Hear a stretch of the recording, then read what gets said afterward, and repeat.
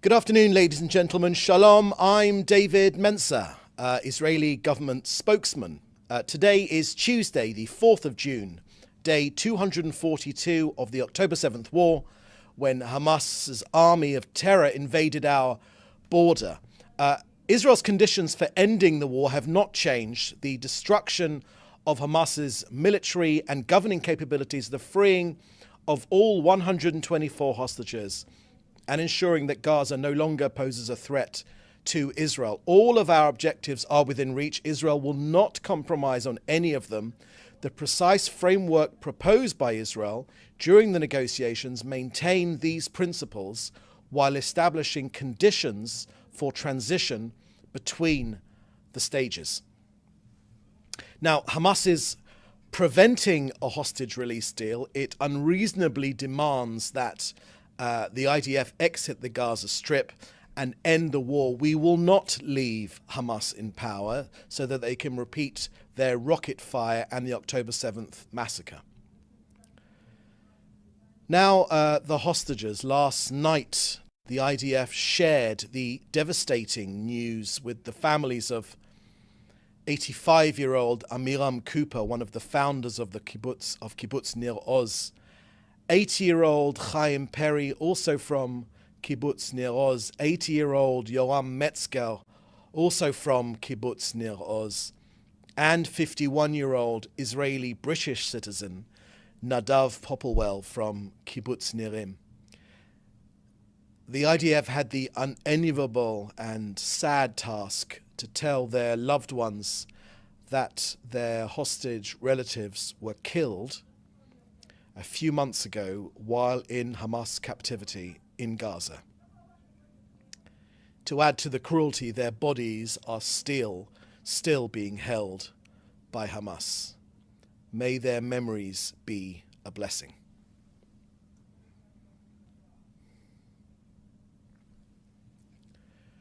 To the north now, where Iran's proxy Hezbollah have increased rocket, drone and mortar fire against Israel. These attacks have caused significant fires. During last night, after more than 9 hours of firefighting, the fire crews brought the Amiyad fire under control. 18 firefighting teams from the north, from coastal and central districts, worked to gain control of fires alongside police and others. This morning, 4 planes from the Elad Air Firefighting Squadron were launched to help the firefighting teams get fires under control. Firefighters have worked throughout the night with very high intensity, great determination, and for long hours. In Kiryat Shmona and Kfar Giladi in the north, firefighters extinguished fires and carried out containment operations. Together with emergency teams of Kfar Giladi, the forces stopped the fire and prevented the spread of fire to damage property.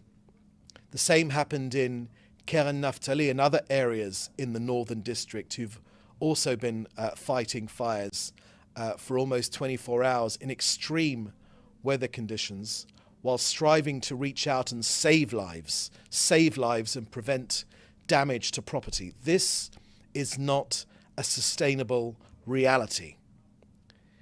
Israel's northern residents, tens of thousands of them, evacuated, will not live under such threat. The Israeli government is committed to ensure their security and the return to their homes.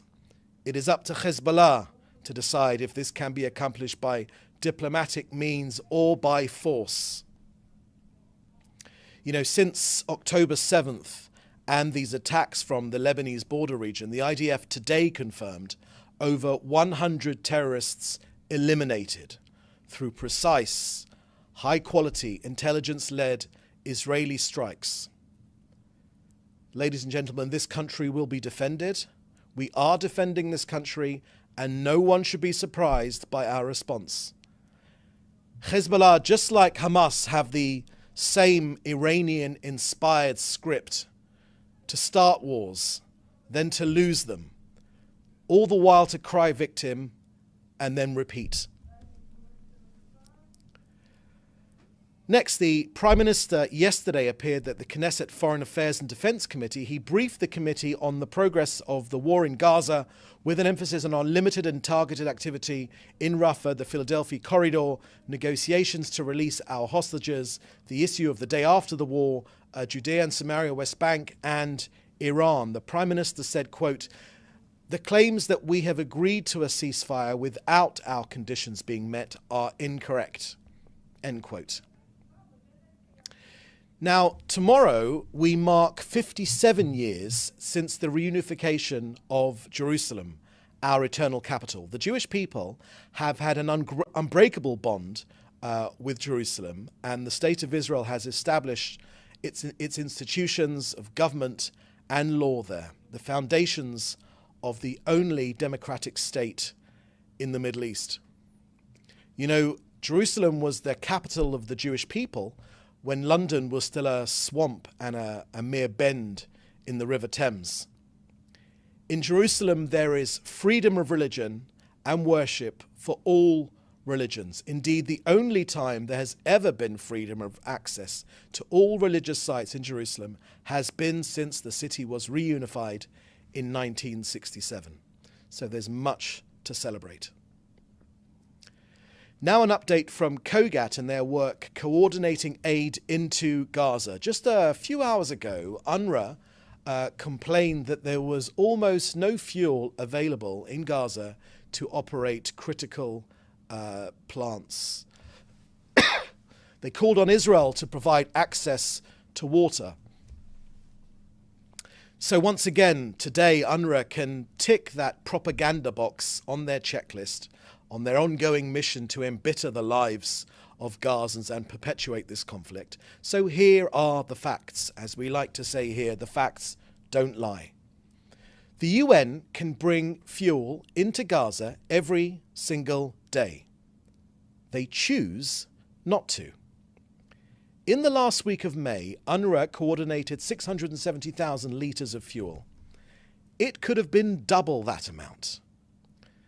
So UNRWA, instead of pointing the finger at Israel, maybe try taking responsibility for the things in your own control. UNRWA is unfortunately a hopelessly inefficient organisation. In contrast, yesterday, COGAT got 259 aid trucks into Gaza, 222 trucks via the Kerem Shalom crossing, 37 trucks via the Erez crossing. Israel won't stop expanding our efforts to facilitate humanitarian aid into the Gaza Strip. Since the beginning of the war, 31,000 trucks delivering more than 600,000 tons of humanitarian aid have entered Gaza.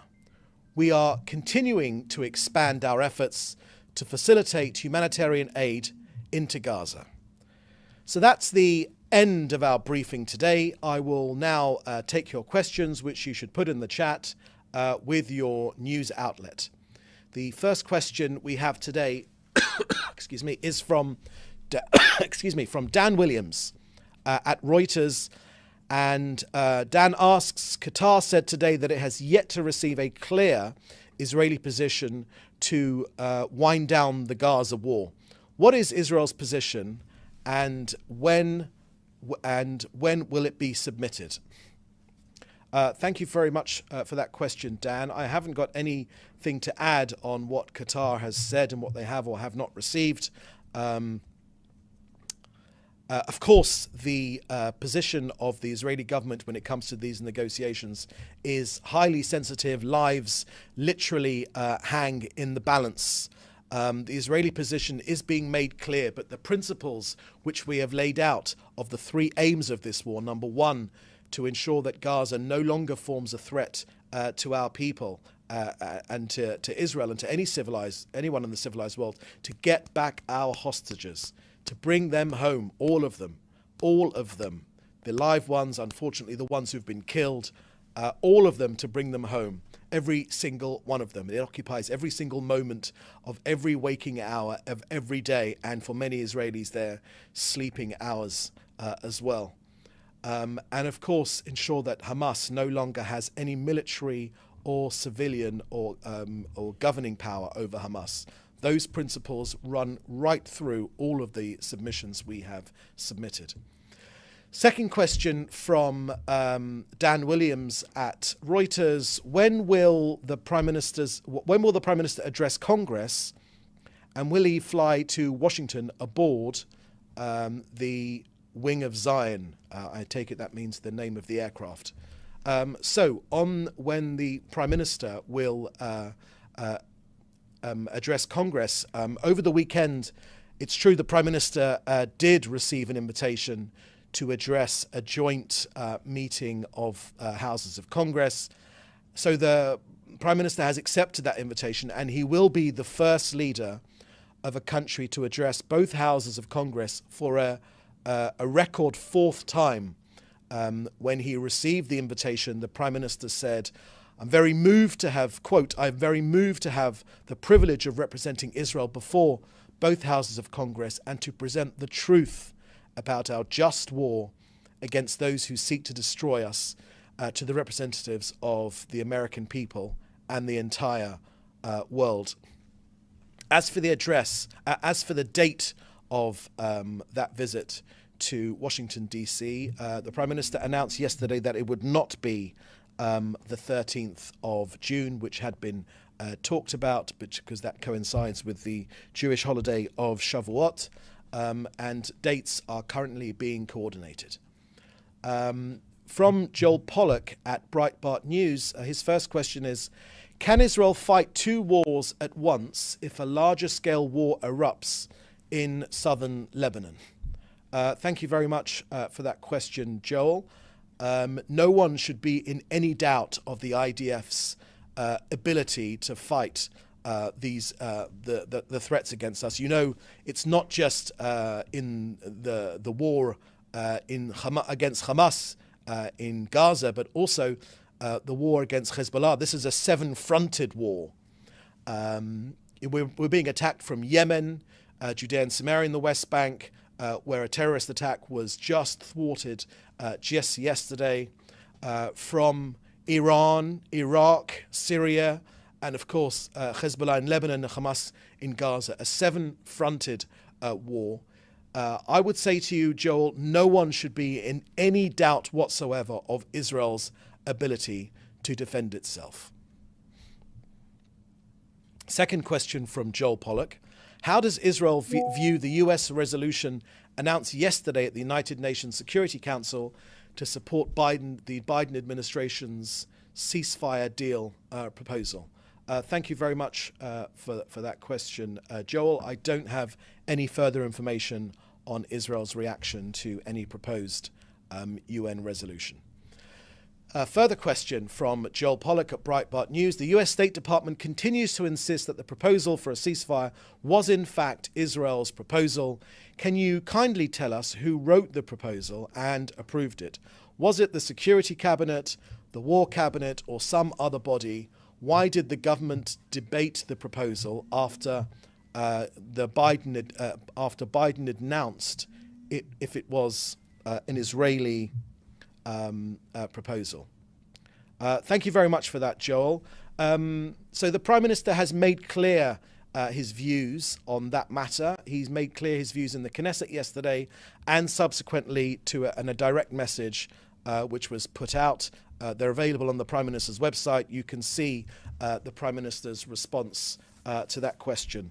Irrespective of the where the ideas for this latest proposal were born and where they come from, Israel is absolutely determined to, number one, destroy Hamas militarily and also their governing capabilities, to bring back our hostages, and of course to ensure that Gaza never again poses a threat to us. There's no room for wishful thinking here in Israel about Hamas being deterred, or they wouldn't try it again, or they haven't got the ability. They have the will. They have the will to attack Israel again. They show that every single moment of every single day. They've done that for the last 2 decades or so since they took over the control in Gaza. But Israelis, and for this matter there is wall-to-wall support, are simply not willing to live next to this genocidal terrorist organization anymore. Israelis, when they go to bed, north, south, east or west, need to ensure that they don't wake up at 6:30 in the morning with Hamas gunmen staring them in the face. We simply will not accept that possibility anymore. We've had these wars every 18 months or so, and this is the last one. Next question from Jim Williams at Zenga International News. Much has been made of the flow of international aid flowing into Gaza. Has there been any international aid being provided to the displaced residents of Israel? Thank you very much for that question, Jim. So, of course, we take care of our own people here in Israel. Yes, of course, it's difficult. More than 60,000 people displaced up north and from down south as well, a similar number. But the purpose of this war is to ensure that those people can go home and sleep safely in their beds. We're not looking for any handouts from anyone in terms of food aid right now, or ever for that matter. We want victory in this war against this genocidal terrorist army, and we will fulfill that objective. Next question from Fred Eager from Interplanetary News. An affiliated Hezbollah news outlet, Al Akbar, reports that Britain was warned that Lebanon that Israel will launch a large-scale offensive in mid-June. Do you confirm or deny that IDF ground operation in Lebanon is imminent? Thank you for that question, Fred. I've given all the comments I want to give about the situation on Israel's north in my briefing this afternoon, and you can see my comments right there. No one should be in any doubt of Israel's willingness to defend itself. Of course, we will always go for the diplomatic resolution if it's possible, to push Hezbollah back to the Litani River, the 1701 UN resolution, which has not for one day ever been adhered to. But we, of course, would like a diplomatic resolution. But if that does not come to pass, then Hezbollah and their Iranian paymasters should be in no doubt about our determination to make sure that this country is defended. Next question from Junko Yasmin Utmazgin from Kyodo News. Firstly, what are the Israeli terms of the negotiations decided at the cabinet meeting last night? Thank you for that question, Junko. We haven't made any releases following any cabinet meetings that may have happened last night or even tonight for that matter. As soon as there are decisions made from those cabinet meetings, they will be passed over in the usual way and made public, as they always are in a democracy.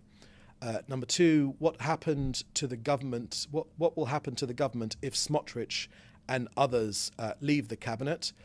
Thankfully, thank you for that question, Junko. Thankfully, I'm an Israeli government spokesman and not a political spokesman.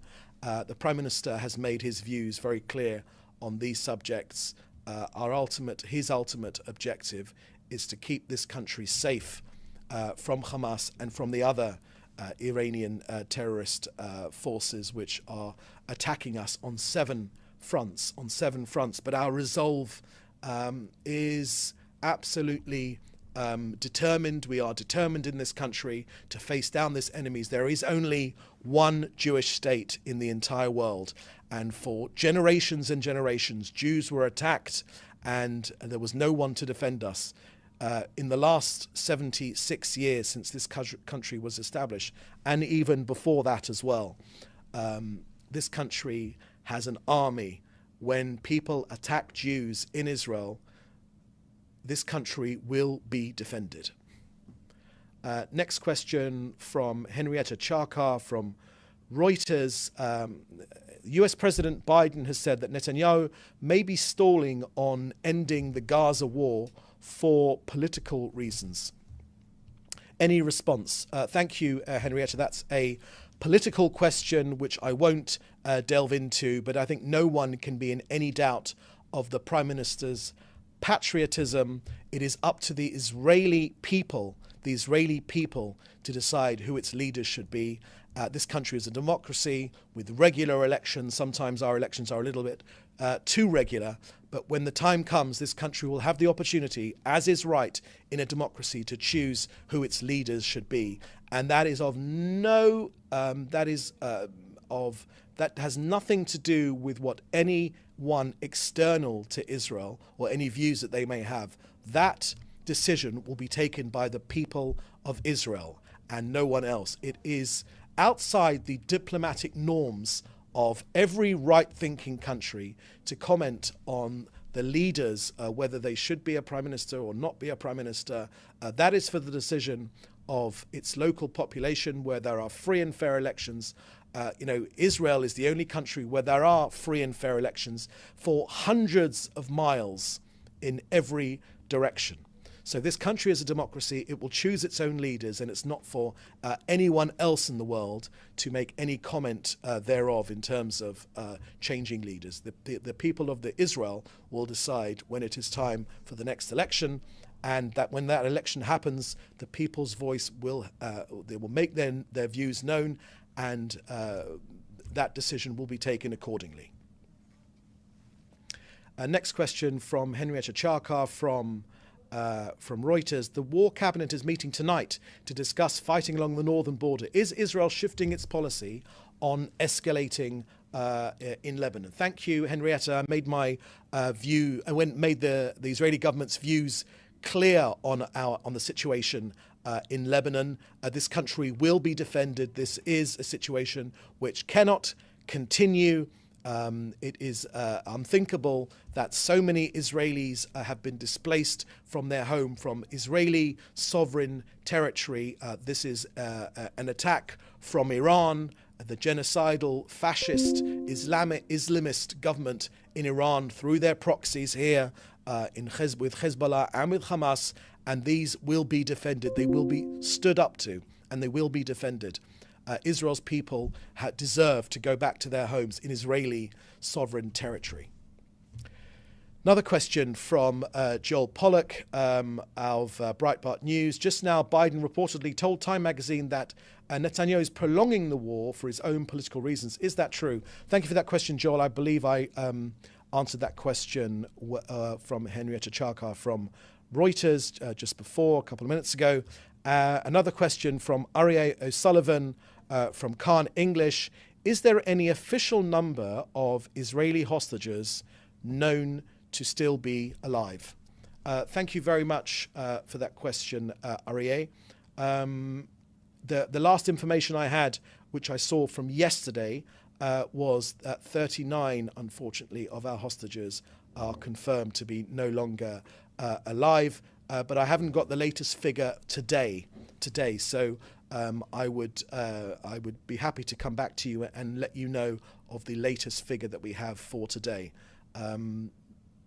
So that seems to be the last question we have for today. We'll have another briefing for you tomorrow. Thank you for joining us. Please do stay safe, and we'll see you next time. Thank you very much.